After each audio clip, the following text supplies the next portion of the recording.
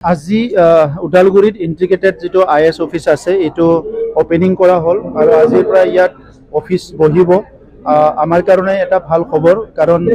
শিক্ষাৰ যিবিলাক এজেন্ডা এটো লৈ পেলাই আমি কাম কৰি আছো শিক্ষাৰ বিভিন্ন সমস্যা সমাধানৰ কাৰণে বহুত ক্ষিপ্ৰতাৰে আমাৰ চৰকাৰখনে কাম কৰি আছে আৰু এনেকুৱা সময়ত আমি ইমান সুন্দৰ এটা অফিস ইয়াত যেটো পাবলৈ আজি সক্ষম হৈছো ইয়াৰ কাৰণে বহুত ভাল হৈছে উদালগুৰি জিলাত বৰ্তমান শিক্ষাৰ সমস্যাবিলাক যথেষ্ট অৰ্গানাইজ কৰিলে বৰ্তমান আমাৰ যেটো টিম আছে সেই টিমে বহুত ভালকে কাম কৰি আছে আগৰ সময়বিলাকত অলপ লিজাৰবিলাক আপস এণ্ড ডাউন হৈ আছিল মই আশা ৰাখিছো অনাগত দিনত উদালগুৰিৰ ৰিজাল্টবিলাকো ভাল হ'ব এমটিআৰ উদালগুৰি জিলাত সকলো ছাত্ৰ ছাত্ৰীয়ে গুণগত শিক্ষা পাবলৈ সক্ষম হ'ব আৰু ইয়াৰ কাৰণে অসমৰ মুখ্যমন্ত্ৰী ডাঙৰীয়াই শিক্ষাত যেনেকৈ সংস্কাৰ আনিছে একে সংস্কাৰ বিটিআৰ অঞ্চলতো আমি আনিবলৈ চেষ্টা কৰিছো আৰু কেজি টু পিজি সকলো ছাত্ৰ ছাত্ৰীয়ে যাতে গুণগত শিক্ষা পাব পাৰে ইয়াৰ কাৰণে শিক্ষকসকলক ট্ৰেনিং প্ৰদান কৰা পৰ্যাপ্ত পৰিমাণৰ শিক্ষক মানে নিযুক্তি কৰি সকলো স্কুলত ৰেচনেলাইজেশ্যন কৰা স্কুলৰ ইনফ্ৰাষ্ট্ৰাকচাৰবিলাক ঠিক কৰি দিয়া এই সকলো কামতে আমি এতিয়া লাগি আছো মই আশা কৰিছো 2 বছৰ মানৰ ভিতৰত কমপ্লিটলি বিটিআৰ অঞ্চলৰ শিক্ষাৰ যেটো পৰিৱেশ এটো খলনি হৈ যাব স্যার স্কুল ছাত্রগুলো প্রায় ড্রাগস এডিক্টেড হয়ে গেছে কি হইছে কি কৈছে প্রায় স্টুডেন্টরা ড্রাগস নাই প্রায় স্টুডেন্টে ড্রাগস এডিক্টেড নহয় কিছুমান স্টুডেন্ট বা কিছুমান ইউথ বিলাকে ড্ৰাগসৰ প্ৰতি এটা আসক্তি বা ড্ৰাগসৰ মানে কবলত পৰা দেখিবলৈ পাইছো আৰু এটো এনেকা নহয় যে এটো ৰিপাৰেবল নহয় অসমৰ মুখ্যমন্ত্ৰী ডাঙৰীয়াই ড্ৰাগসৰ এগেইনষ্টত যেটো তেখেতৰ যুদ্ধ ঘোষণা কৰিলে এই সময়ৰ পৰা যথেষ্ট আমাৰ এটো মানে কন্ট্ৰলত আহিছে কিন্তু আমাৰ উদালগুৰি জিলাত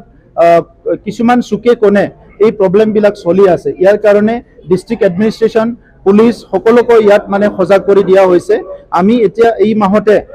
আমাৰ ডিস্ট্ৰিক্ট এডমিনিষ্ট্ৰেশ্যন পুলিশ এডমিনিষ্ট্ৰেশ্যন সকলো ডিপাৰ্টমেন্ট আৰু ৰাইজক লৈ পেলাই এটা সভা কৰিম উদালগুৰি আৰু ইয়াৰ পিছত আমাৰ এই অঞ্চলত কোনে ড্ৰাগ সাপ্লাই দিয়ে ইয়াৰ ওপৰত আৰু বেছিকৈ কেনেকৈ কঠোৰ হ'ব পাৰো আৰু কোন শ্ৰেণীৰ আমাৰ ইউথ বিলাকে এই মানে ড্ৰাগসৰ কবলত পৰিছে তেখেত সকলো কেনেকৈ উদ্ধাৰ কৰিব পৰা যায় ইয়াৰ কিছুমান ব্যৱস্থা আমি হাতত লম টিচাৰ খালি নাই সিঙ্গল টিচাৰ আছে আমাৰ বিটিআৰত প্ৰায় 600 সিঙ্গল টিচাৰ আছে কিন্তু আমাৰ যেটো আছে 1200 পোষ্টৰ কাৰণে এসআইও হ'বলৈ গৈ আছে এই এসআইটো হোৱাৰ লগে লগে আমি 1200 টিচাৰ পাম আৰু ইয়াৰ লগতে হাই স্কুলতো পাম সো এই টিচাৰ কিনি পালে মই আশা কৰিছো সব স্কুলতে মানে ডাবল টিচাৰ হৈ যাব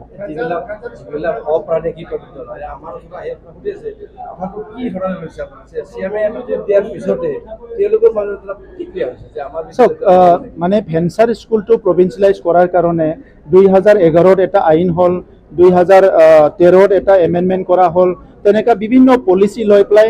পৰ্যায়ক্ৰমে স্কুলবিলাক প্ৰভিন্সিয়েলাইজ কৰি আছে এই যে 6.3 ক্লজ টু বিটিআৰ যেটো চুক্তিত আছিলে হি ক্লজ মতে বিটিআৰৰ ভিতৰৰ যিখিনি বড় মিডিয়াম অসমীয়া মিডিয়াম বিদ্যালয় অপ্ৰাদেশিকিত যেটো বিদ্যালয় আছে এইবিলাক নিড বেছত মানে যেনেকৈ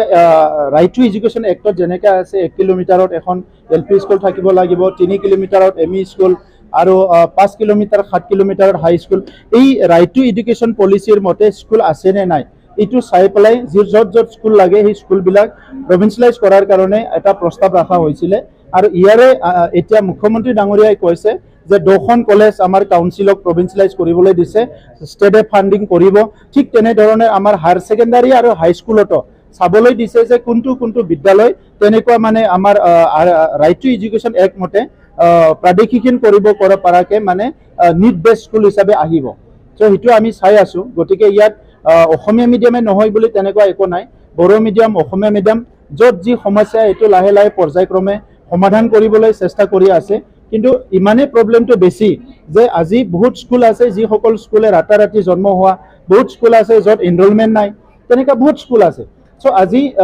যিবিলাক স্কুল একদম নিড বেস এনৰোলমেন্টও আছে প্ৰয়োজনো আছে সেই স্কুলখিনি লাহে লাহে হৈ যাব কিন্তু যিখিনি নাই সেইখিনিও লাইনত আহি যায় তো তেতিয়া মানে চৰকাৰে যেটো ৰুল আছে যেটো গাইডলাইন্স আছে হেতু ফলো কৰি পেলাই হেতু কৰিব নোৱাৰা হৈ যায় তো এই কাৰণে আপোনালোকে কোঅপাৰেট কৰক লাহে লাহে স্কুলবিলাক কেনেকৈ প্ৰাদেশিকৰণ কৰিব পাৰে ইয়াৰ কাৰণে আমি আগবাঢ়ি যাম